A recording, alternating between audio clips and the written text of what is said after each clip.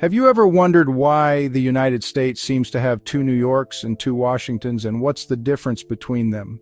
Everyone knows about New York City, the home of Times Square, the Statue of Liberty, and Wall Street. But here's the twist. New York City sits inside a larger state, also called New York. To avoid confusion, people call it New York City or just NYC. Believe it or not, the city takes up only about 4% of the state's land, but nearly 40% of all New Yorkers live there. The rest of the state is a world apart: mountains, farmland, and smaller cities like Buffalo and Rochester. And they don't just share a name, they also have separate governments.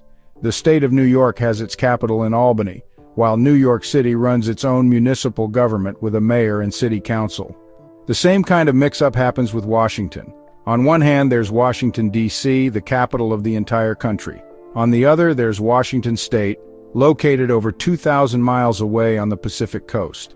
Washington, D.C., the quote D.C. quote, stands for District of Columbia, isn't even a state.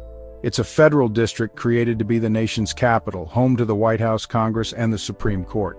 Washington State, meanwhile, is known for its forests, tech hubs like Seattle, and coffee giant Starbucks.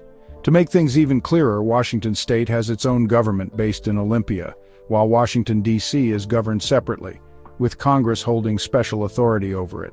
So, to break it down, New York City is part of New York State, while Washington, D.C. is not part of Washington State at all. They just happen to share names, which can cause plenty of mix-ups for tourists, new arrivals, and even people ordering online. In short, New York and Washington aren't duplicates, but pairs of places with the same names. One's a city, the other a state. And together, they tell a fascinating story about U.S. history, geography, and identity.